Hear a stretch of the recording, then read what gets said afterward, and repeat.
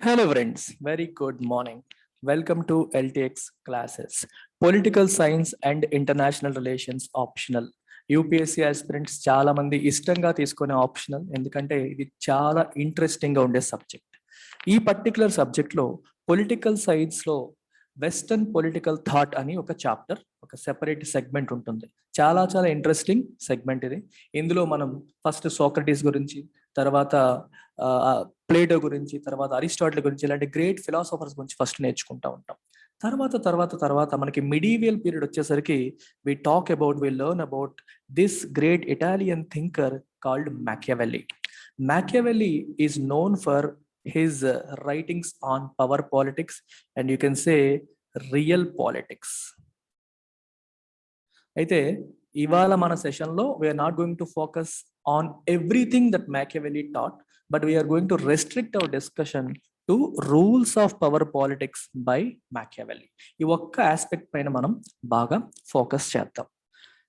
So వెళ్ళే ముందు we need to understand the background of this man called Machiavelli. ఈయన ఎప్పుడు పుట్టారు? 1469లో ఫ్లోరెన్స్ అనే ప్రాంతంలో పుట్టడం జరిగింది. ఇటలీలో ఫ్లోరెన్స్. ఈ ఫ్లోరెన్స్ అనేది one of the 5 major city states. ఇక్కడ ఒక విషయం మనం అర్థం చేసుకోవాలి. City state and nation state, we need to understand the difference between these two. Italy అనే ప్రాంతం, అనే దేశం ఈ రోజు మనం ఇటలీ అని చెప్పి పిలుస్తున్నాం, కానీ ఆ రోజు అది యూనిఫైడ్ గా లేదు. Italy was not unified. Different cities ఎక్కడికక్కడే చిన్న చిన్న రాజ్యాలుగా ఉండేవి. ఇప్పుడు మన భారతదేశంలో కూడా మీరు తీసుకుంటే మైసూర్ సంస్థానం అని, నిజాం సంస్థానం అని ఎలా అయితే ఉండేవో, అప్పట్లో ఇటలీలో కూడా ఫ్లోరెన్స్, వాటికన్, ఇలా డిఫరెంట్ సిటీ స్టేట్స్ ఉండేవి. City states are compact forms. They are small in size. They are quite small in size. చాలా చిన్న చిన్న రాజ్యాల కింద, సిటీ స్టేట్స్ కింద ఉండేది.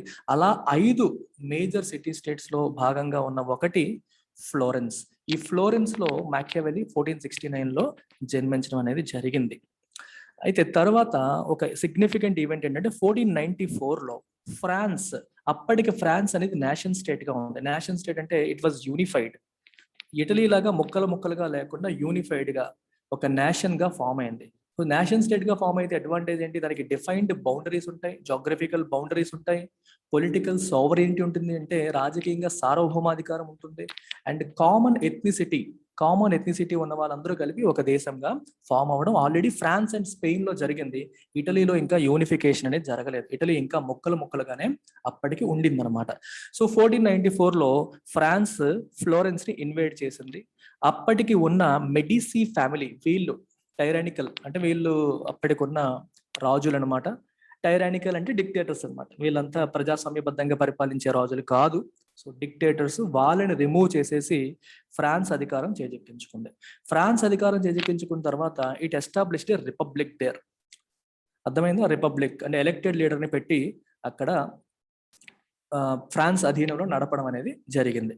సో 1498లో, అంటే ఫ్రాన్స్ అధికారం చేజెక్కించుకున్న 4 years తర్వాత Machiavelli became a political officer there. High ranking official అయ్యారు. అంటే ఫ్రాన్స్ ఆధ్వర్యంలో నడుస్తున్న ప్రభుత్వంలో ఆయన ఒక హై ర్యాంకింగ్ పొలిటికల్ అఫీషియల్ గా అవ్వడం అనేది జరిగింది మ్యాకియావెల్లి.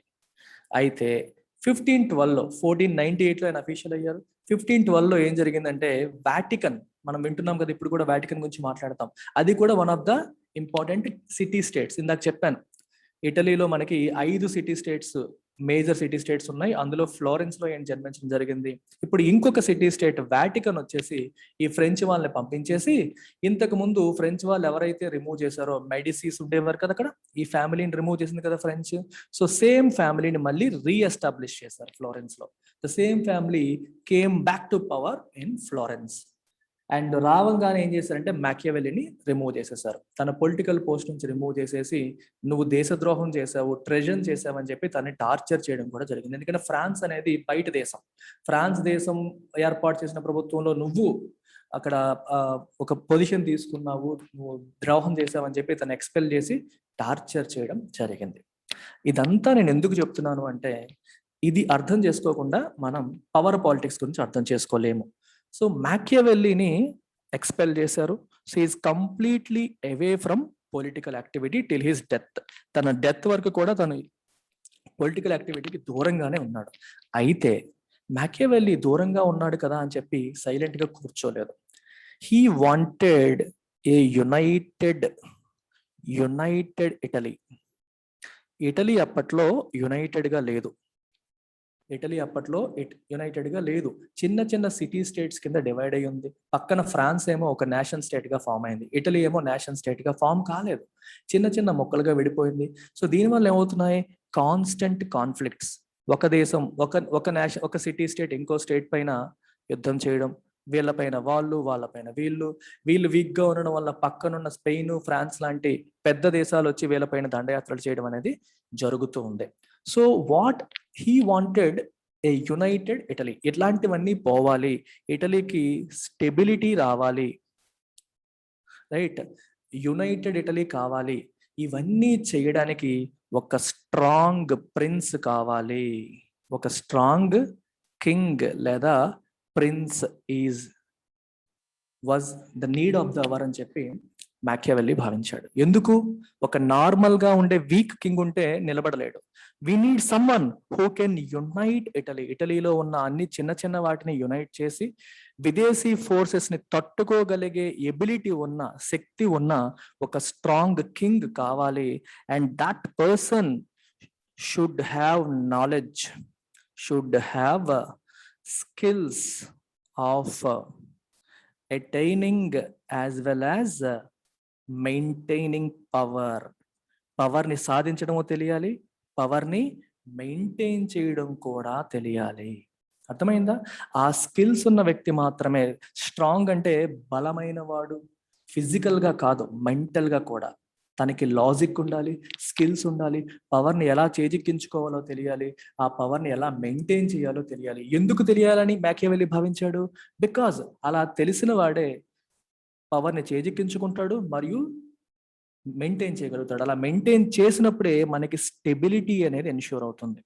నువ్వు పవర్ని తీసుకొచ్చి మళ్ళీ మెయింటైన్ చేయలేకపోయావు అనుకో, someone else will come, defeat you and rest the power back. నీ దగ్గర నుంచి పవర్ని మళ్ళీ లాగేసుకుంటారు. అలా కాకుండా పవర్ నీ చేతిలో ఉండాలి, నువ్వు దాన్ని స్టేబుల్ గా మెయింటైన్ చేయాలి అంటే ఆ స్కిల్స్ ఉండాలి. And that's what Machiavelli proposed in his famous book called the prince.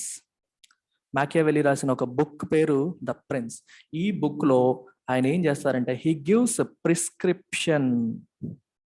Prescription on rules of power politics. Rules of power politics.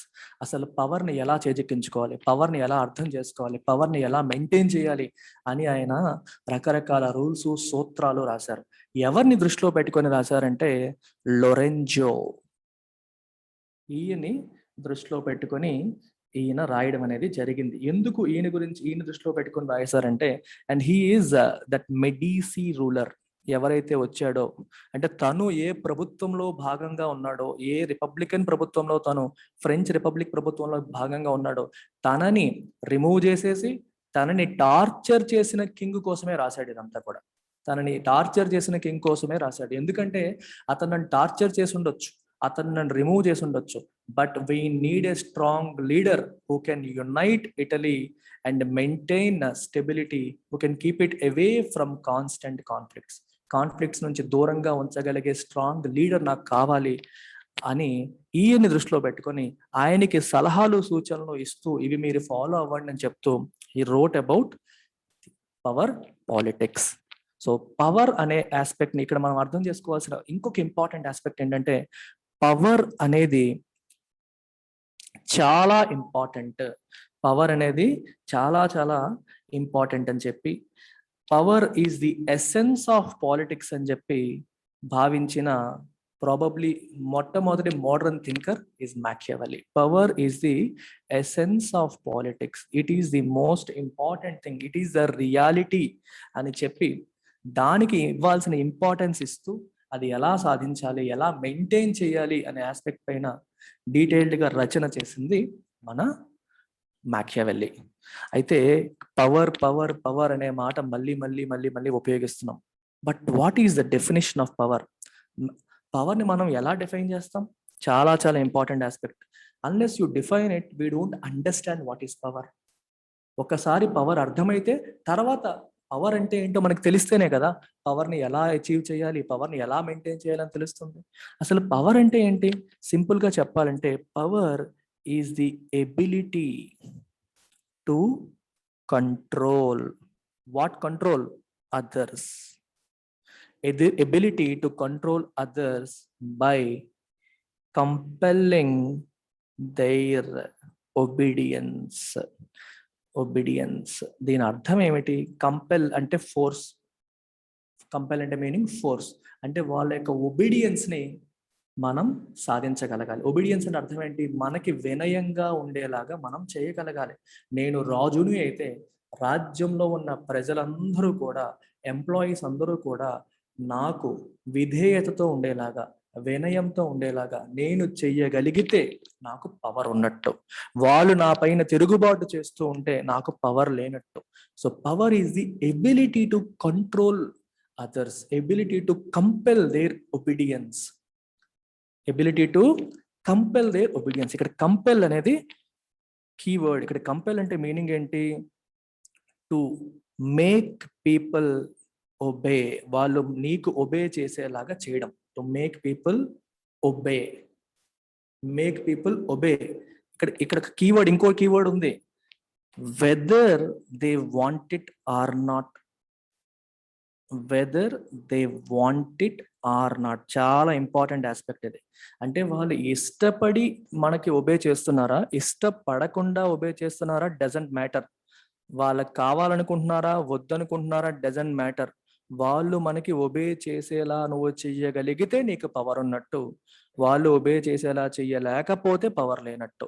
ఇష్టపడి ఒబే చేస్తున్నారా, ఇష్టపడకుండా చేస్తున్నారా అనేది డజంట్ మ్యాటర్. అర్థమైందా?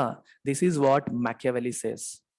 So you have to make them obey you. అది నయానో భయానో ఎలాగైనా కావచ్చు.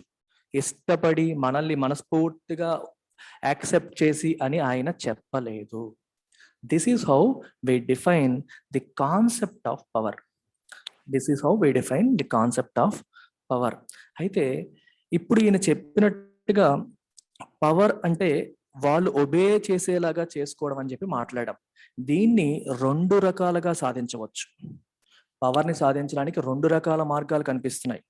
ఒకటేమో వైలెన్స్, అంటే సాధించడానికి నేను చెప్పకూడదు, మేనిఫెస్టేషన్. అంటే పవర్ ఏ రకంగా మనకి బయటికి కనిపిస్తుంది చూడండి ఒకసారి. ఒకటేమో వైలెన్స్, ఇంకొకటేమో ఫ్రెండ్లీ బిహేవియర్.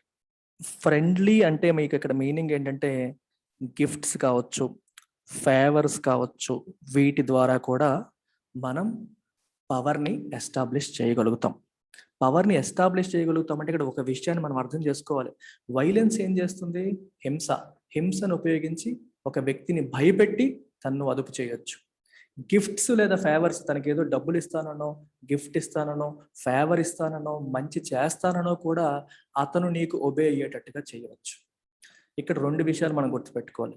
వైలెన్స్ లేదా ఈ ఫ్రెండ్లీ బిహేవియర్, దీన్నే తర్వాత అయినా కేరెస్ అనే పదంతో పిలుస్తారు. అలాగే మ్యానిప్యులేషన్ అనే పదంతో కూడా పిలవడం జరుగుతుంది. అంటే ఈ గిఫ్ట్లు ఇచ్చి, డబ్బులు ఇచ్చి, బెనిఫిట్స్ ఇచ్చి మనల్ని మ్యానిప్యులేట్ చేయడం, వీటినిచ్చి మ్యానిపులేట్ చేయడం అని కూడా ఆయన తర్వాత మాట్లాడడం అనేది జరుగుతుంది.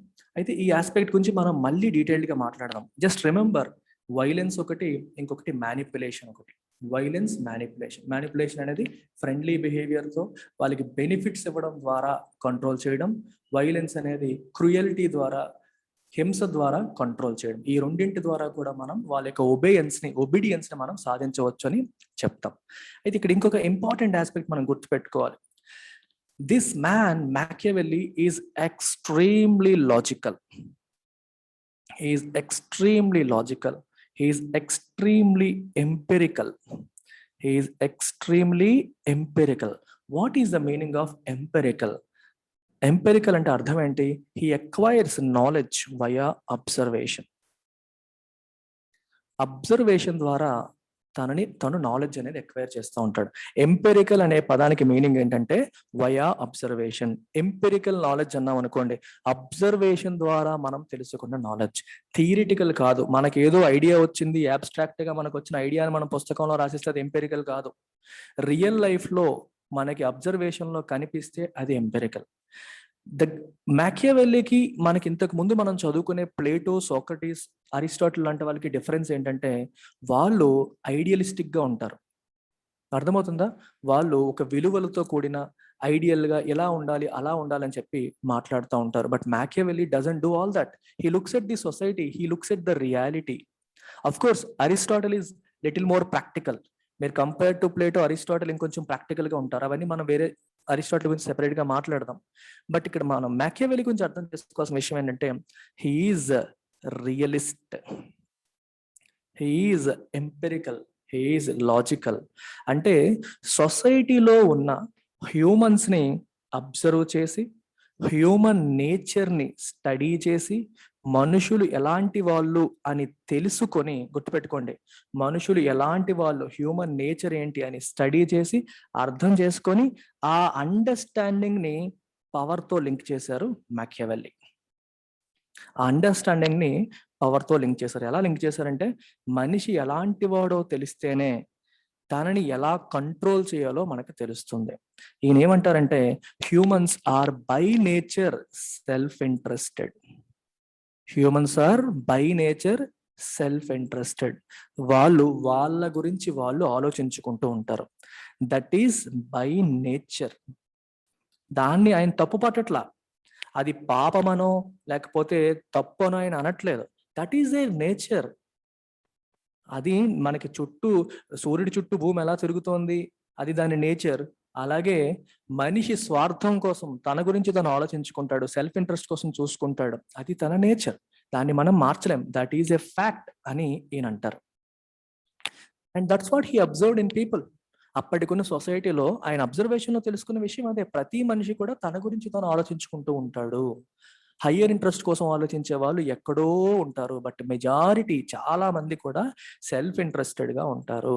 అందుకనే ఇన్ఫ్యాక్ట్ దిస్ హ్యూమన్ నేచర్ని బేస్ చేసుకునే ఆయన ఈ రెండు, ఇందాక మనం మాట్లాడిన రెండు విషయాల్ని ప్రపోజ్ చేశారు.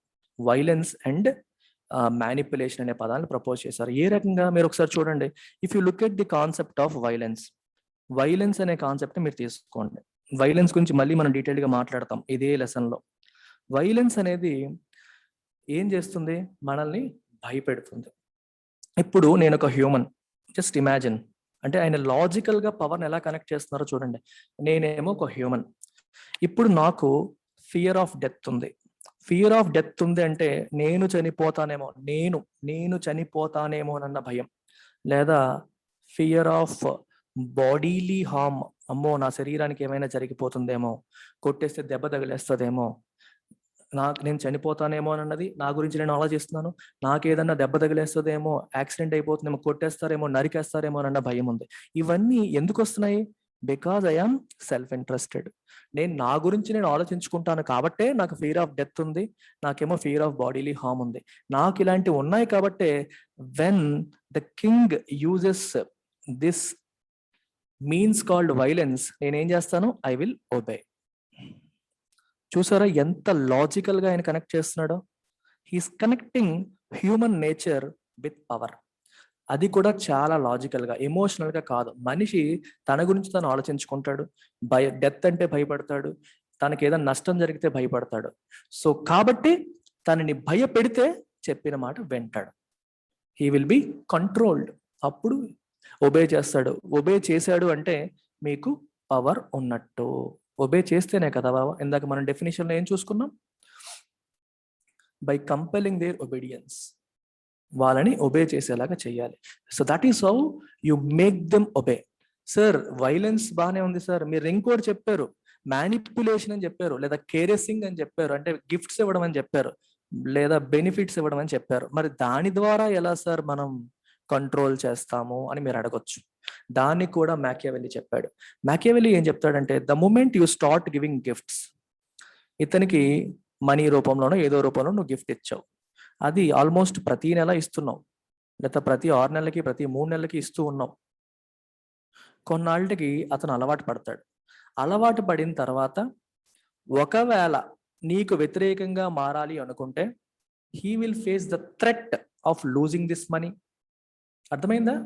బెనిఫిట్స్ మరి నాకు రావేమో, రాజుగారు నాకు ఇవన్నీ ఇస్తున్నారు, నేను ఇకపై రాజుగారికి వ్యతిరేకమైతే నాకు ఇప్పటి వరకు వచ్చిన బెనిఫిట్స్ మరి రావేమోనన్న భయంతో నీ మాట వింటాడు. లేదా ఈ గిఫ్ట్స్ వస్తున్నాయి, నాకు ఉపయోగపడతాయి, దీనివల్ల నేను ఏదో చేసుకుంటాను అన్న స్వార్థంతో మన మాట వింటాడు. ఇక్కడ 2 ఆస్పెక్ట్స్ ఉన్నాయి, కేర్ఫుల్ గా అబ్జర్వ్ చేయండి. ఒకటి సెల్ఫ్ ఇంట్రెస్ట్. రాజుగారు నాకు ఆయన మాట వింటే డబ్బులు ఇస్తారు, అరే డబ్బులు నాకు దేనికో దానికి పనికొస్తాయి కదా, లేకపోతే ఆయన ఇచ్చిన ఈ ఆభరణాలు నాకు పనికొస్తాయి కదా. Again what is he playing there? Self interest, స్వార్థం, సెల్ఫ్ ఇంట్రెస్ట్ పైన ప్లే చేస్తున్నారు. తను నిజంగా సెల్ఫ్ ఇంట్రెస్ట్ గురించి ఆలోచించేవాడు కాబట్టి బెనిఫిట్కి లొంగిపోతాడు. ఇప్పుడు కొంతమంది ఉంటారు, వాళ్ళకి సెల్ఫ్ ఇంట్రెస్ట్ ఉండదు, వాళ్ళ కోసం వాళ్ళు ఆలోచించుకోరు. అలాంటి వాళ్ళని నువ్వు బెనిఫిట్స్ తోనూ లొంగ తీసుకోలేవు, వైలెన్స్ తోని లొంగ తీసుకోలేవు. ఈ విషయం గురించి కూడా మ్యాకియవెల్లీ మాట్లాడతాడు. మ్యాకియవెల్లీ ఏమంటాడంటే అలాంటి వాళ్ళు రేర్, రియాలిటీలో అలాంటి వాళ్ళు ఉండరు, ఎక్కడో తప్పితే అట్లాంటి వాళ్ళు ఉండరు. అందుకే అన్నాను అతనంతా realistic politics, empirical politics. Observation చేశాను నేను, ఎవ్వరు అలాంటి వాళ్ళు లేరు, అందరూ కూడా స్వార్థపరులే, సెల్ఫ్ ఇంట్రెస్ట్ కోసం ఉండే వాళ్ళే. సో కాబట్టి నువ్వు వైలెన్స్ తోనైనా లొంగ తీసుకోవచ్చు, లేదా బెనిఫిట్స్ ఇచ్చైనా ప్రజల్ని మనం లొంగ తీసుకోవచ్చు, పవర్ ని మనం వాళ్ళపైన ఎస్టాబ్లిష్ చేయవచ్చు అని చెప్పి చెప్తాడు. సో ఈ బెనిఫిట్స్ ఇచ్చినప్పుడు బెనిఫిట్స్ కావాలని ఫస్ట్ నువ్వు వెళ్తావు, తర్వాత నేను ఒకవేళ ఎదురు తిరిగితే ఈ బెనిఫిట్స్ పోతాయేమోనన్న భయంతో you will continue to obey. ఇక్కడ మనం అప్రిషియేట్ చేయాల్సిన విషయం ఏంటంటే his understanding of human nature. What is it? Human nature ఏంటి? By nature self interest. Human నేచర్ని ఆయన స్టడీ చేసి దాన్ని మనం మ్యానిపులేట్ చేయడం ఫర్ యువర్ అడ్వాంటేజ్. హ్యూమన్ నేచర్ని మనకి అనుకూలంగా మ్యానిపులేట్ చేసుకోవడమే పవర్. అలాంటి తెలివితేటలు ప్రిన్స్కి ఉండాలి. The prince must be wise enough to manipulate the human nature to his advantage. తన అడ్వాంటేజ్కి మ్యానిపులేట్ చేయడం తెలియాలి ప్రిన్స్కి అని చెప్పి మ్యాకియవెల్లీ అంటారు. అంటే మ్యాకియవెల్లీ గురించి చదివేటప్పుడు మనకి ఒక చిన్న నెగిటివ్ ఫీలింగ్ వస్తూ ఉంటుంది, కానీ మీరు అర్థం చేసుకోవాల్సిన విషయం ఏంటి, అలాంటి తెలివితేటలున్న స్ట్రాంగ్ ప్రిన్స్ లేకపోవడం వల్లే ఇటలీలో స్టెబిలిటీ లేకుండా పోయింది, యూనిటీ లేకుండా పోయింది, కాన్స్టెంట్ థ్రెట్కి లోనవుతుంది. అందుకని అలాంటి తెలివైన కింగ్ కావాలి, అలాంటి పవర్ఫుల్ కింగ్ కావాలి, పవర్ని ఎక్వైర్ చేయడమో తెలియాలి, పవర్ని మెయింటైన్ చేయడమో తెలియాలి. అలాంటి తెలివితేటలు ఉన్న కింగ్ కావాలనే మ్యాకియవెల్లీ ఇట్లా అతనికి ఈ సలహాలు ఇవ్వడం అనేది జరిగింది. ద ప్రిన్స్ అనే బుక్ లో he wrote about all these things. ఇక్కడ మనం గుర్తుపెట్టుకోవాల్సిన విషయం, చాలా ఇంపార్టెంట్ విషయం ఏంటంటే Machiavelli did not consider this as sinful. People self interested అనే విషయాన్ని ఆయన సిన్ఫుల్ గా భావించలేదు. అది నేచర్, అది humans are by nature like that, అంతే. అలాగే తీసుకున్నాడు తప్పితే దాన్ని సిన్ఫుల్ అని చెప్పి ఆయన భావించలేదు. So that's what he says. He proposes this logic of power. మీకు అదే చెప్తున్నాను, లాజిక్ ఆఫ్ పవర్ అని చెప్పి మనం అంటాం. ఏంటి లాజిక్ ఆఫ్ పవర్? తెలివితేటలతో హ్యూమన్ నేచర్ని తనకి అనుకూలంగా మ్యానిపులేట్ చేయగలగడమే logic of power. It is purely logical analysis, there is no emotion involved here. తెలివితేటలతో లాజికల్ గా మనం పవర్ని అనలైజ్ చేయొచ్చు, ఏం చేస్తే మనిషి మనకి లొంగుతాడు అనేది మనకి అతని హ్యూమన్ నేచర్ని స్టడీ చేయడం ద్వారా తెలుసుకోవచ్చు అని చెప్పి స్టడీ చేసి ఈయన ప్రపోజ్ చేసిన అంశం ఇది. It is completely logical analysis of power and nothing else. ఇదంతా ఎవరి కోసం? లొరెంజో ఆయనకి డెడికేట్ చేస్తూ రాశాడు. ఒక పొలిటికల్ ఆంట్రప్రెన్యూర్కి, ఒక కొత్త ప్రిన్స్ కోసం ఆయన ఇది రాయడం అనేది జరిగింది. ఒక కొత్త ప్రిన్స్ మనకు కావాలి. ఈ ప్రిన్స్ ఎటువంటి ప్రిన్స్ అవ్వాలి? మొత్తం ఇటలీని యునైట్ చేసి స్టేబుల్ గా నిలబెట్టగలిగి పవర్ని మెయింటైన్ చేయగలిగే ప్రిన్స్ కావాలని చెప్పి భావించి ఆయన ఇదంతా రాయడం అనేది జరిగింది. ఓకే, ఇప్పటి వరకు మనం ఏం తెలుసుకున్నాం? పవర్ అంటే ఏంటో తెలుసుకున్నాం, పవర్ సాధించడానికి ఉన్న మార్గాలు చూసాం, వైలెన్స్ అండ్ బెనిఫిట్స్ అనేవి చూసాము. And at the same time we also looked at how his concept of violence and benefits work అనేది కూడా చెప్పాం. ఎలా? By his understanding of human nature యొక్క అండర్స్టాండింగ్, దాన్ని పవర్ కి అనుకూలంగా మార్చుకోవడం ఎలా మ్యానిపులేట్ చేయాలనేది ఆయన చెప్పడం జరిగింది. ఇంకా మనం రూల్స్ ఆఫ్ పవర్ పాలిటిక్స్ లోకి వెళ్ళలేదు. Now let's get in to those rules of power politics. చాలా ఇంపార్టెంట్ ఆస్పెక్ట్స్ అమ్మా. ఇవన్నీ కూడా మ్యాకియావెల్లీ ప్రిన్స్కి, తను ఎవరినైతే దృష్టిలో పెట్టుకొని చెప్తున్నాడో ఆ ప్రిన్స్కి ఇస్తున్న సజెషన్స్. రూల్ నెంబర్ 1 చాలా చాలా ఇంపార్టెంట్, ఇది కేర్ఫుల్గా అబ్జర్వ్ చేయాలి. రూల్ నెంబర్ 1 ఏంటంటే the prince must learn to think, the prince must learn to think in a strictly empirical way. Strictly empirical way. Empirical అంటే రియల్ లైఫ్ లో జరుగుతుందాన్ని అబ్జర్వ్ చేయాలి empirical గా. అండ్ కోల్డ్ బ్లడెడ్లీ, చాలా important ఇది, cold bloodedly logical వే. చాలా చాలా important rule ఇది.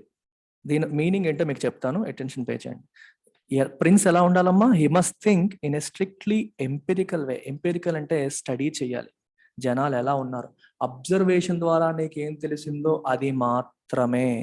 అలాగే కోల్డ్ బ్లడెడ్లీ లాజికల్ అంటే ఎమోషన్స్ కి లోన్ అవ్వకుండా నీ అబ్జర్వేషన్ లో నువ్వేమైతే తెలుసుకున్నావో దాన్ని లాజికల్ గా అనలైజ్ చేయు. You first observe and analyze it logically without being emotional. Cold blooded గా ఉండాలి. మనకి కోల్డ్ బ్లడెడ్ మర్డరర్ అంటారు. అంటే వాడు మన పేక నరికేస్తాడు, కళ్ళెదురుగా రక్తం కారుతున్నా తనలో ఎమోషన్ రాదు, పట్టించుకోడు. అట్లా ఉండాలి కింగ్ అంటాడు. కోల్డ్ బ్లడెడ్లీ లాజికల్ గా ఉండాలి అంటాడు. ఇక్కడ చాలా ఇంపార్టెంట్ ఆస్పెక్ట్ ఏంటి అంటే, అలా ఉండాలి అంటే he must avoid ethical ideals. Ethics అని, మోరల్స్ అని ఇలాంటివి మనసులో పెట్టుకోకూడదు. చాలాసార్లు ఏమంటే మనం ఇప్పుడు వీడిని మనకి బ్యాక్ స్టాప్ చేస్తే గానీ మనకి పవర్ రాదో మనకు తెలిసింది అనుకోండి. వెన్ను పోటు పొడిస్తేనే పవర్ వస్తుందని మనకు అర్థమైంది అనుకోండి, పొడి చేయాలి. పవర్ రావాలి అంటే లాజికల్ గా based on your observation, what ever you understand you go by that. అయ్యో అలా చేయడం కరెక్టా, అయ్యో ఇలా చేయడం తప్పేమో అనే ఆలోచన ప్రిన్స్ మైండ్ లోకి రాకూడదు. You must strictly avoid ethical ideals. Don't think whether it is correct, whether it is wrong. ఇలాంటి ఆలోచన అనేది రానియకుండా strictly empirical and cold bloodedly logical manner లో థింక్ చేయాలి. This is the first rule of power politics by Machiavelli. And second rule ఏంటి అంటే he must act strictly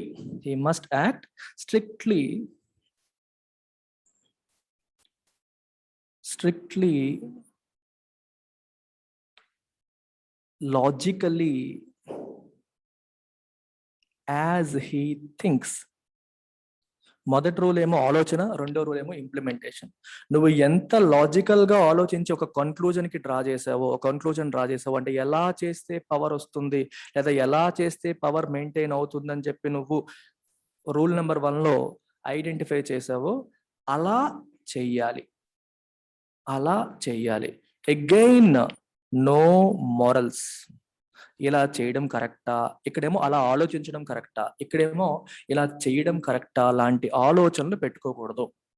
logical గా ఉండాలి, ఎమోషన్లెస్ గా ఉండాలి. అంతేగాని అలా ఆలోచించడం కరెక్టా, ఇలా చేయడం కరెక్టా లాంటి ఆలోచనలు ఏమాత్రం కూడా పెట్టుకోకూడదు. This is the second rule that he suggests. ఎందుకంటే మనం ఉన్నది రియాలిటీ, గుర్తుపెట్టుకోండి. నేను ఇలా చేయడం కరెక్టా తప్పని ఆలోచించకు. నీ చుట్టూ ఉన్న వాళ్ళందరూ కూడా చెడ్డవాళ్ళే, అందరూ బ్యాడ్ మెనే, అందరూ సెల్ఫ్ ఇంట్రెస్టెడే. నువ్వు కూడా సెల్ఫ్ ఇంట్రెస్టెడ్ గా ఉంటేనే నువ్వు సర్వైవ్ అవుతావు. ఇలాంటి ఆలోచనలు పెట్టుకుంటే నువ్వు నాశనం అయిపోతావు. నువ్వు స్టెబిలిటీ మెయింటైన్ చేయలేవు, నువ్వు యూనిటీని తీసుకురాలేవు. నువ్వు స్ట్రాంగ్ గా ఉంటేనే ఇటలీని యునైట్ చేయగలుగుతాం, స్ట్రాంగ్ గా చేయగలుగుతాం, ఫారెన్ ఇన్వేజన్స్ నుంచి మనం కాపాడగలుగుతాం. అలా నువ్వు స్ట్రాంగ్ గా ఉండాలంటే ఎమోషన్స్ కి లోన్ అవ్వకూడదు, ఎథిక్స్ కి లోన్ అవ్వకూడదు, ఐడియల్స్ కి లోన్ అవ్వకూడదు. నేను ఐడియల్ గా ఉంటాను, పద్ధతిగా వెళ్తాను, ఐడియల్ గా బిహేవ్ చేస్తానని ఆలోచించకూడదు. Whatever is required to maintain power, you do it. Whatever is required to attain power you do it. ఆ వాట్ ఎవర్ ఈస్ రిక్వైర్డ్ అనేది ఎలా తెలుస్తుంది? By empirical observation. You understand, you read, you study people, understand their nature, then manipulate it to your advantage. That's what Machiavelli says. That's what Machiavelli says. ఇంకొక aspect ఏంటి, తర్వాత చెప్పే ఇంకొక rule ఏంటంటే చాలా చాలా ఇంపార్టెంట్. ఏమంటాడంటే డు నాట్ షేర్ పవర్. ఇలా నువ్వు తెచ్చుకున్న పవర్ని ఎవరితోనూ షేర్ చేయొద్దు. ఈరోజు నీ దగ్గర ఉన్న పవర్ నువ్వు ఎవరికి షేర్ చేసినా సరే ఏదో రోజు he will turn against you. నీకు తను వ్యతిరేకంగా మారిపోయే అవకాశం ఉంటుంది.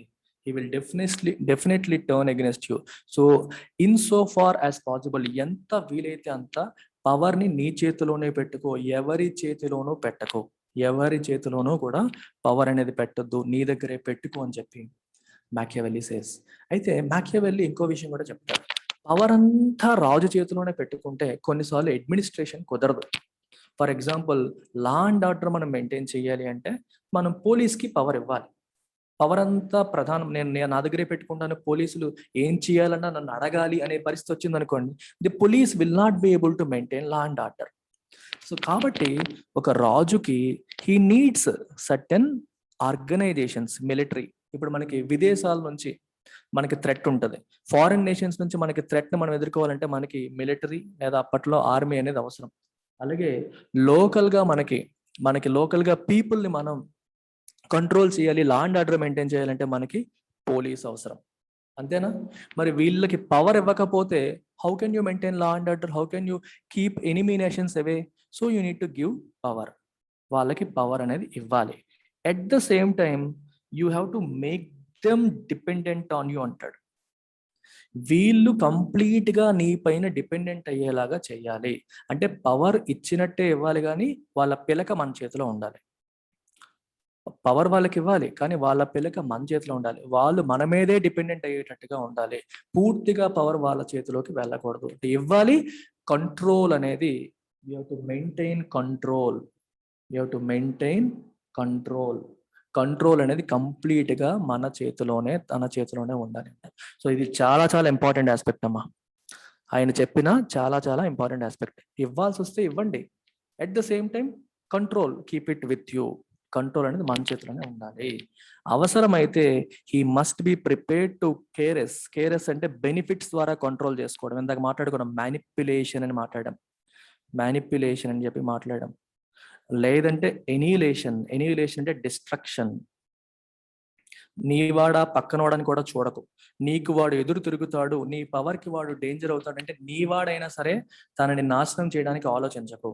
వీలైతే బెనిఫిట్స్తో మ్యానిపులేట్ చేసుకో, లేకపోతే నాశనం చేయడానికి కూడా ఆలోచించు. ఇందాక మనం మాట్లాడాం, ఎనీలేషన్ అంటే వైలెన్స్. వైలెన్స్ అనేది హింస అనే మార్గంలో వస్తుంది. ఎనీలేషన్ అంటే పూర్తిగా డిస్ట్రక్షన్ అనే మాట వస్తుంది. So this is absolutely important. ఈ రెండు ఆస్పెక్ట్స్ అనేవి చాలా చాలా important. Either use violence or you caress or manipulate, but keep them under your control. Control అనేది పోకూడదు అని మాకియావెల్లీ చెప్తారు. అయితే మాకియావెల్లీ బ్యూటీ ఎక్కడతో ఆగిపోయిందంటే ఆగలేదు, ఇంకా ఉంది. ఇక్కడ వైలెన్స్ అనేది ఒక టూల్గా వాడాలి అని చెప్పాడు ఆయన. కానీ వైలెన్స్ అనేది ఎలా వాడాలి, కేర్ఫుల్గా వినండి, స్టోరీ కంప్లీట్ కాలేదు ఇంకా. ఇది ప్రిన్స్ అయినప్పుడు ప్రిన్స్ మస్ట్ యూజ్ వైలెన్స్ అని చెప్పి అంటాడు. వైలెన్స్ అనేది ఒక టూల్ కింద ఆయన ఉపయోగించాలి అని చెప్తాడు. అయితే ఇక్కడ రెండు ఆస్పెక్ట్స్. ప్రిన్స్కి క్వశ్చన్స్ వస్తాయి. ఫస్ట్ క్వశ్చన్ ఏంటంటే, is it correct or ethical to use violence? ఇలాంటి క్వశ్చన్ వస్తుంది ప్రిన్స్కి. సెకండ్ క్వశ్చన్ వచ్చేసి, how to effectively use violence? వైలెన్స్ని నేను ఎఫెక్టివ్గా ఎలా ఉపయోగించాలి అనే క్వశ్చన్ కూడా వస్తుంది. And Machiavelli says, don't even think about this. You must not let ethical issues get into your mind. ఇది కరెక్టా తప్ప లాంటి ఆలోచనలు నీ మైండ్లోకి రాకూడదు. అవి వస్తే నువ్వు డిసిసివ్గా యాక్షన్ తీసుకోలేవు. Don't even have that first question. Second question is valid. ఎఫెక్టివ్గా వైలెన్స్ని ఎలా ఉపయోగించాలి, ఎప్పుడు పడితే అప్పుడు వాడేయొచ్చా, ఎలా పడితే అలా వాడేయొచ్చా, ఎఫెక్టివ్గా ఎలా వాడాలి, దీని గురించి ప్రిన్స్ బుక్లో ఆయన రాయడం జరిగింది. మ్యాకియావెల్లీ వైలెన్స్ అనేది వెపన్గా వాడాలని చెబుతూనే ఎప్పుడు వాడాలి, ఎలా వాడాలి అని కూడా ఆయన ప్రిస్క్రిప్షన్ ఇచ్చారు. చాలా చాలా ఇంపార్టెంట్ ప్రిస్క్రిప్షన్ ఇది. వైలెన్స్ని ఎలా వాడాలి దాని గురించి కూడా 3 రూల్స్ చెప్పాడు ఆయన. Rule number 1, avoid as much as possible. Avoid violence as much as possible. Violence గురించి చెప్తూ దాన్ని అవాయిడ్ చేయమంటున్నారు. దానికి లాజిక్ ఉంది. ఏది కూడా ఆయన లాజిక్ లేకుండా, అబ్జర్వేషన్ లేకుండా చెప్పడు. వైలెన్స్ని వీలైనంత వరకు అవాయిడ్ చేయండి. అంటే అవసరమైతే తప్పితే, అత్యవసరం అనిపిస్తే తప్పితే, అబ్సల్యూట్లీ నెససరీ అనిపిస్తే తప్పితే don't use violence. Avoid it as much as possible. ఎందుకు? క్వశ్చన్ ఏంటి, ఎందుకు సార్ వైలెన్స్ మనం ఇచ్చినప్పుడు వాళ్ళు ఫియర్ ఆఫ్ డెత్ కానీ, ఫియర్ ఆఫ్ బాడీలీ హార్మ్ కానీ వచ్చి భయపడతారు కదా, కంట్రోల్ అయిపోతారు కదా, ఎందుకు అవాయిడ్ చేయమని చెప్పాడు? కేర్ఫుల్గా వినండి. వైలెన్స్ ఏం చేస్తుందో తెలుసా? Violence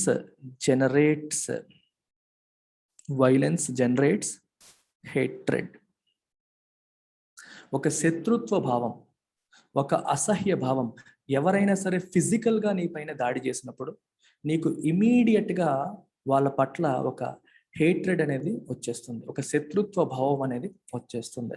and he says hatred is a passion. Passion అంటే అర్థం ఏంటి? ఒక strong emotion, almost equivalent to love. Love అనేది ఎంత స్ట్రాంగ్ ఎమోషనో, హేట్రెడ్ కూడా అలాంటి very strong emotion. Okay, hatred వస్తే ఏమైంది మీకు అనిపిస్తుంది మైండ్లో? హేట్రెడ్ వస్తే ఏమైంది సార్? అవ్వలేదు ఇంకా స్టోరీ. వినండి, కేర్ఫుల్గా వినండి. హేట్రెడ్ ఏం చేస్తుందంటే మనిషిని నార్మల్ వర్కింగ్స్ అనేవి ఉండవు. అంటే చూడండి ఒకసారి, మామూలుగా by nature human is self interested. Observe చేయండి, by nature human is self interested. Self interested అంటే అర్థం ఏంటి? తనకి బెనిఫిట్ అయితే చేస్తాడు, తనకి నష్టం అయితే చేయడు. అంతేనా? గుర్తుపెట్టుకోండి. ఇప్పుడు ఇక్కడేమో ప్రిన్స్ ఉన్నాడు, ఇతనేమో ఒక ఇండివిజువల్, ఇతను సెల్ఫ్ ఇంట్రెస్టెడ్ అనుకోండి. ఇప్పుడు ఇతను ప్రిన్స్కి హాని చెయ్యాలి అనే తలంపు వస్తే, అమ్మో రాజుగారితో పెట్టుకుంటే నాకేమైపోతుందేమో, నా కుటుంబం రోడ్డు మీదకి వచ్చేస్తుందేమో, నన్ను జైల్లో పెట్టేస్తారేమో అనే భయాలు ఉంటాయి. ఆ భయాలన్నీ దేని నుంచి వచ్చాయి? సెల్ఫ్ ఇంట్రెస్ట్ నుంచి వచ్చాయి. అది న్యాచురల్ వర్కింగ్. సో కాబట్టి నీకు ఎదురు తిరగడు, భయంతో ఉంటాడు, ఒబే చేస్తూ ఉంటాడు. సమస్య ఎక్కడొస్తుంది? When his mind is full of hatred. తన మనసంతా కూడా హేట్రెడ్తో నిండిపోతే, గుర్తుపెట్టుకోండి, తన మనసంతా హేట్రెడ్తో నిండిపోతే మాత్రం he will forget self interest. తన గురించి తను ఆలోచించడం మానేస్తాడు. తన గురించి తను ఆలోచించడం మానేసి he will only think about hurting or hurting the prince. Okay, అర్థమైందా? నేను చచ్చిపోయినా పర్లేదు, నేను నిన్ను నాశనం చేసేయాలి. నేను చచ్చినా పర్లేదు, నేను నిన్ను నాశనం చేసేయాలి. నాకేమైనా పర్లేదు, నీకు నాశనం చేసేయాలి. అలాంటి స్ట్రాంగ్ ఫీలింగ్ హేట్రెడ్ రావడానికి కారణం ఏంటి? వైలెన్స్. అందుకని వీలైనంత వరకు వైలెన్స్ని అవాయిడ్ చేయండి. ఇందాకేమో వాడమని చెప్పారు, ఇక్కడేమో అవాయిడ్ చేయమని అంటున్నారు. వినండి, తర్వాత చెప్తాడు ఆయన వైలెన్స్ని వాడాలి, ఎలా వాడాలో కూడా చెప్తాడు. వీలైనంత వరకు కూడా మనకి రెండో మార్గం ఉంది కదా, బెనిఫిట్స్. రెండో మార్గాన్ని ఉపయోగించి కంట్రోల్ చేసుకోవాలి. బెనిఫిట్స్ ఇవ్వడం ద్వారా, ఫ్రెండ్లీగా ఉండడం ద్వారా, వాళ్ళకి కావాల్సింది ఇచ్చేయడం ద్వారా వాళ్ళని కంట్రోల్లో పెట్టుకోవాలి. వీలైనంత వరకు వైలెన్స్ అవాయిడ్ చేయాలి. ఎందుకు అవాయిడ్ చేయాలంటే లాజిక్ ఇది. వైలెన్స్ అనేది హేట్రెడ్ని జనరేట్ చేస్తుంది. హేట్రెడ్ని మనిషి నార్మల్గా బిహేవ్ చేయనివ్వదు. నీకు విపరీతమైన మనసులో ఈ ద్వేషభావం అనేది వచ్చినప్పుడు ఏమవుతుందంటే, నాకేమవుతుంది అనుకోండి, నేను ఆలోచించను, నేను నాశనం అయినా పర్లేదు, వాడు నాశనం అయిపోవాలి, ఇట్లాంటి ఆలోచనలు మనిషికి వచ్చేస్తాయి. అలా వచ్చినోడిని కంట్రోల్ చేయడం కష్టం. వాడిని ఎలా కంట్రోల్ చేస్తావు? వాడికి సెల్ఫ్ ఇంట్రెస్ట్ లేదు. ఇప్పుడు సెల్ఫ్ ఇంట్రెస్ట్ లేని నువ్వు కంట్రోల్ చేయలేవు. ఎందుకంటే ఈ ఎంటైర్ కాన్సెప్ట్ ఆఫ్ పవర్ అనేది is based on human self interest. తన గురించి తను ఆలోచించుకుంటాడు కాబట్టే భయపెట్టో, బెనిఫిట్ ఇచ్చో కంట్రోల్ చేస్తావు.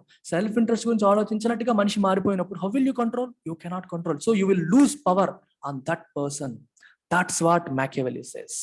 అందుకే avoid violence as much as possible. At the same time కానీ there will be situations where you will have to use it. ఉపయోగించాల్సిన సందర్భాలు వస్తాయి. So if at all you have to use it quickly and mercilessly. చాలా important, చాలా important. Use it quickly and mercilessly. అంటే time ఇవ్వద్దు. ఇలా వెళ్ళామా నరికేసామా వచ్చేసామా, వెళ్ళామా నాశనం చేసామా వచ్చేసామా, టక టక టక అయిపోవాలి. అంటే చూడండి ఎందుకు ఆ మాట కూడా అంటున్నాడు చూడండి. ఇతను నీ అపోనెంట్, ఇతను ప్రిన్స్ అనుకోండి. If you inflict injury to him it must be fatal. అంటే either kill him or destroy him. Destroy అంటే అర్థం ఏంటంటే నీ పట్ల తిరిగి ప్రతీకారం తీర్చుకుంటానన్న ఆలోచన కూడా రానంతగా డెస్ట్రాయ్ చేయాలి. either కంప్లీట్ గా చంపేయి, అప్పుడు డెడ్ బాడీ నీ మీద ప్రతీకారం తీర్చుకోదు, వాడి గురించి నువ్వు ఆలోచించక్కర్లేదు. లేదా destroy him to such an extent that he doesn't even think about taking vengeance. ప్రతీకారం తీర్చుకోవాలన్న ఆలోచన కూడా రానంతగా డెస్ట్రాయ్ చేయి, నాశనం చేసే అంటాడు. అది కూడా అందుకే మెర్సీలెస్లీ అనే పదం వాడారు. అదే నువ్వు చిన్న దెబ్బ కొట్టి వదిలేవనుకో, గుర్తుపెట్టుకోండి, అదే చిన్న దెబ్బ పెట్టి స్మాల్ ఇంజురీ పెట్టావనుకో, చిన్న దెబ్బతో వదిలేసావనుకో, వాడికి బలం ఉంటది. వాడు ఇంకా తన టైం అంతా నీ మీద ఫోకస్ చేస్తాడు. నిన్ను ఎలా నాశనం చేయాలి, నిన్ను ఎలా ఇబ్బంది పెట్టాలని ఆలోచనలతో ఉంటాడు. వాడికి సెల్ఫ్ ఇంట్రెస్ట్ అనేది కూడా పోతుంది, ఎందుకంటే హేట్రెడ్ వచ్చేసింది. He will try to destroy you. అందుకని if at all you have to use violence, use it quickly, time ఇవ్వద్దు, అండ్ టక మెర్సీలెస్ గా either kill or destroy to such an extent that he cannot even think of hurting you back. ఆ లెవెల్లో అతన్ని మనం హింసని వాడాలని చెప్పి మ్యాకియావెల్లీ అంటాడు. First thing, avoid as much as possible. ఒకవేళ యూజ్ చేయాల్సి వస్తే this is how you must use అని చెప్పి చెప్తాడు. ఇక్కడతో ఆగిపోయిందా? There is the third rule in using violence. వైలెన్స్ ను ఉపయోగించడానికి ఇంకో మార్గం కూడా చెప్తాడు. ఇంకో మార్గం ఏంటో తెలుసా? అంటే ఇంకో మార్గం కాదు, ఇంకొక రూల్. వైలెన్స్ ఉపయోగించే విధానంలో ఇంకొక రూల్ ఏంటంటే, చాలా కేర్ఫుల్ గా వినండి ఇది. ఇంకో రూల్ ఏంటంటే, get it done by someone else. నువ్వు డైరెక్ట్ గా వైలెన్స్ ని ఉపయోగించవద్దు, వేరే వాళ్ళతో చేయించు. అబ్జర్వ్ చేయండి ఇది. This is the prince, this is let us say ఇతను సైన్యాధ్యక్షుడు అనుకోండి, ఇతను మన సేనాని అనుకోండి, ఇక్కడ మన పీపుల్ ఉన్నారు. ఇప్పుడు నువ్వు పీపుల్ని కంట్రోల్ చేయాలి, లా అండ్ ఆర్డర్ ఇష్యూస్ ఉన్నాయి, ప్రజలు తిరుగుబాటు చేస్తున్నారు, వీళ్ళు దారిలోకి తేవాలి అనుకో. ఒక సిచ్యువేషన్ చెప్తున్నాను అనుకోండి. రాజు డైరెక్ట్ గా ఇన్వాల్వ్ అవ్వకుండా, అంటే తను చేస్తున్నట్టుగా తెలియకుండా వేరే వాళ్ళతో చేయించాలి. వైలెన్స్ అనేది ఎవరు చేయాలి? వేరే వాళ్ళతో చేయించాలి. ఎందుకు చేయించాలి అంటే, ఎంత కాదనుకున్నా వైలెన్స్ జనరేట్స్ హేట్రెడ్. ఇందాక అదే మాట్లాడాం కదా, వైలెన్స్ అనేది హేట్రెడ్ ని జనరేట్ చేస్తుంది. హేట్రెడ్ అనేది ఎవరి పట్ల డైరెక్ట్ అవుతుంది? It will be directed towards that particular person. నీ మీద డైరెక్ట్ అవ్వదు, ఫస్ట్ ఆ పర్టికులర్ పర్సన్ మీద హేట్రెడ్ అనేది డైరెక్ట్ అవుతుంది. అంటే ఒకవేళ వాళ్ళు నిజంగా కంట్రోల్ అయినా సరే భయపడి, కానీ వాళ్ళకి తెలియకుండానే ఒక హేట్రెడ్ అనేది డెవలప్ అయిపోతుంది. అది నీ మీద కాకుండా వాళ్ళ మీదకి వెళ్తుంది. మీరు అడగొచ్చు, సార్ ఏదో రోజు రాజు మీదకి వచ్చేస్తుంది కదా, ఫస్ట్ ఆయన మీదకి వెళ్ళిన తర్వాత వచ్చేస్తుంది కదా అని. ఇక్కడే మ్యాకియావెల్లీ ఇంకో మాట చెప్తాడు. ఎప్పుడైనా సరే అలాంటి సిచ్యువేషన్ ని you can use it to your advantage. ఆ సిచ్యువేషన్ ని మనకి అడ్వాంటేజ్ అయ్యేలాగా ఉపయోగించుకోవాలంటాడు. ఎలా ఉపయోగించుకోవాలి? he will say one thing, that వీళ్ళందరికీ ఎవరిపైన హేట్రెడ్ ఉంది? ఇప్పుడు ఇతని పైన హేట్రెడ్ ఉంది. సో వీళ్ళందరి కళ్ళ ముందు తిన్ని చంపాయి, ప్రజలందరికీ ఈయన మీద పగుంది, ప్రతీకారం ఉంది, కోపం ఉంది. నువ్వొచ్చి వాళ్ళని చంపితే ఒక్కసారిగా వాళ్ళందరూ నీ ఫ్యాన్స్ అయిపోతారు. అంటే ఈ కార్యక్రమంలో ఇతను ఒక పావుగా ఉపయోగించుకున్నాం. అంటే నేను ఎగ్జాంపుల్స్ ఏనాడని చెప్పాను, ఎవరైనా కావచ్చు. వేరే వాళ్ళ ద్వారా చేయించు, కంట్రోల్ అయిపోతే ప్రాబ్లం లేదు. కంట్రోల్ అయినప్పటికీ హేట్రెడ్ అనేది ఉందనుకో, మెల్లగా అతనికి శిక్ష పడేలాగా, వాళ్ళ కళ్ళెదురుగా అతనికి శిక్ష పడేలాగా చెయ్యు. అప్పుడు రాజుగారు మన కోసమే ఇవన్నీ చేశారు, ప్రిన్స్ మన కోసం ఇవన్నీ చేశారని ప్రజలు కంప్లీట్ గా నీకు ఒబే అయిపోతారు అని చెప్పి చెప్తాడు. ఇన్ఫాక్ట్ ఇది చెప్పడానికి ఆయన లైఫ్ లో ఆయన కాంటెంపరీ కింగ్ ఈ పని చేశాడు. ఇదే పని ఆయన టైంలో ఉన్న ఒక కింగ్ తన లైఫ్లో చేశాడు.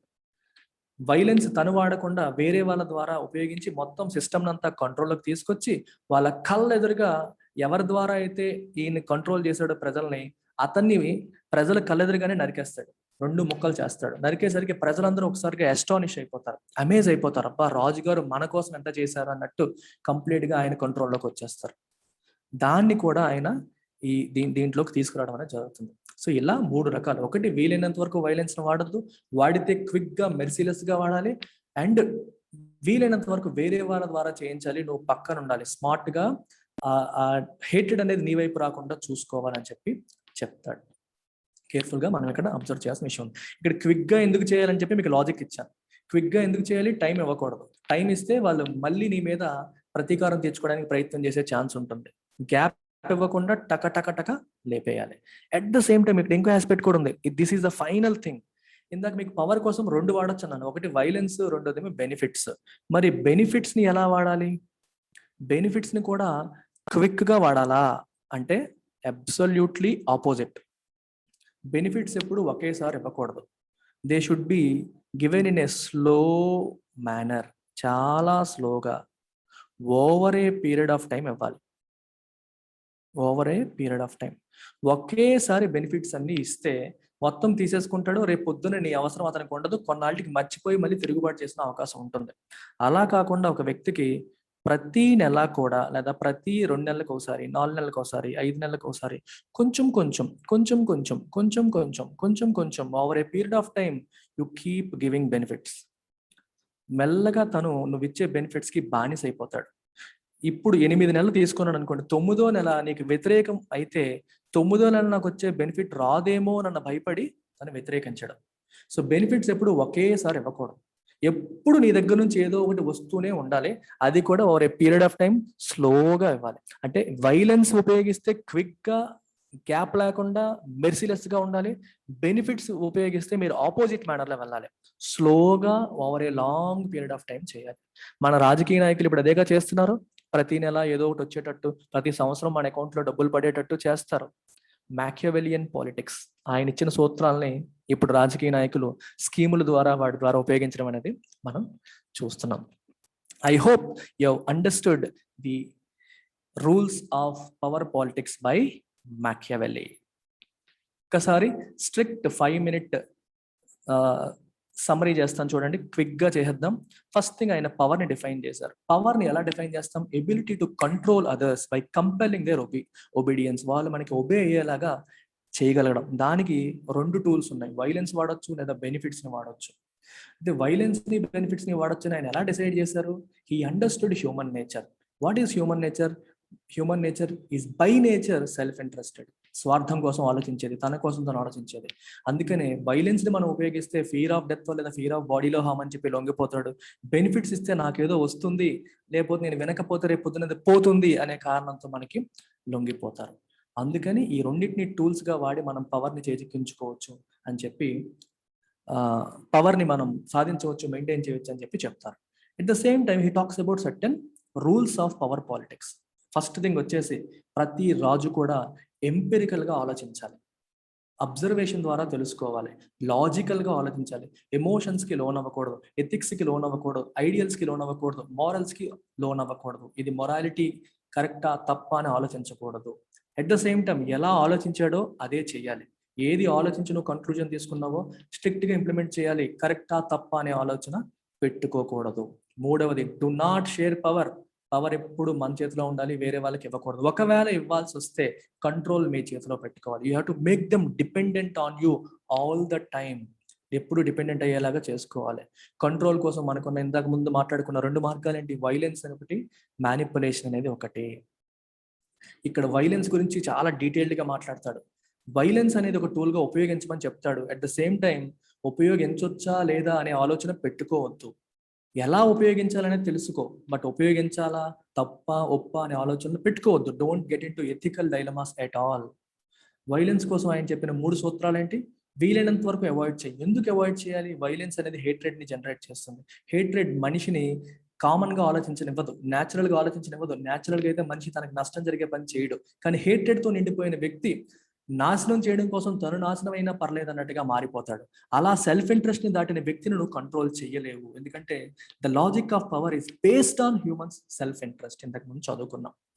సెకండ్ థింగ్, ఒకవేళ వైలెన్స్ వాడాల్సి వస్తే క్విక్ గా మెర్సిలెస్ గా వాడాలి. గ్యాప్ ఇవ్వకూడదు, మెర్సిలెస్ గా ఉండాలి. ఎయిదర్ చంపేయి లేకపోతే డెస్ట్రాయ్ చేయి. నీ గురించి నీకు వ్యతిరేకంగా మారి నీ మీద ప్రతీకారం తీర్చుకునే అవకాశం ఆలోచనే రానంతగా అతన్ని డెస్ట్రాయ్ చెయ్యు. మూడవది, వైలెన్స్ డైరెక్ట్ గా నువ్వు ఇన్వాల్వ్ అవ్వకు. Get it done by someone else. ఎందుకంటే invariably violence generates hatred. So hatred అనేది నీ వైపు రాకుండా వేరే వాళ్ళ వైపు డైరెక్ట్ అవుతుంది. You can become a hero by punishing that person. ఎవరినైతే ప్రజలు అసహించుకుంటున్నారో అతన్ని పనిష్ చేయడం ద్వారా నువ్వు ప్రజల దగ్గర మళ్ళీ హీరో అయ్యే అవకాశం కూడా ఉంటుంది. Use it to your own advantage. That's what he says about violence. Regarding benefits he says the exact opposite. Violence విషయంలో ఏమంటాడు? క్విక్ గా వాడాలంటాడు. బెనిఫిట్స్కి వచ్చేసరికి స్లో మేనర్ లో వాడాలి, ఓవర్ ఏ లాంగ్ పీరియడ్ వాడాలి. మొత్తం ఒకేసారి ఇచ్చేసి మీరు వదిలేస్తే వాళ్ళకి మీకు వ్యతిరేకం అవ్వడం వల్ల వాళ్ళకి నష్టం ఏమి ఉండదు. సో వాళ్ళు వ్యతిరేకం అయిపోయే అవకాశాలు ఉంటాయి. బెనిఫిట్స్ స్లోగా లాంగ్ పీరియడ్ ఇస్తే ఎప్పుడు మీకు వ్యతిరేకమైనా సరే బెనిఫిట్స్ పోతాయేమో అన్న భయంతో వాళ్ళు మన మాట వింటూ ఉంటారు. This is what Machiavelli says about power. I hope you have understood. Thank you very much. Take care.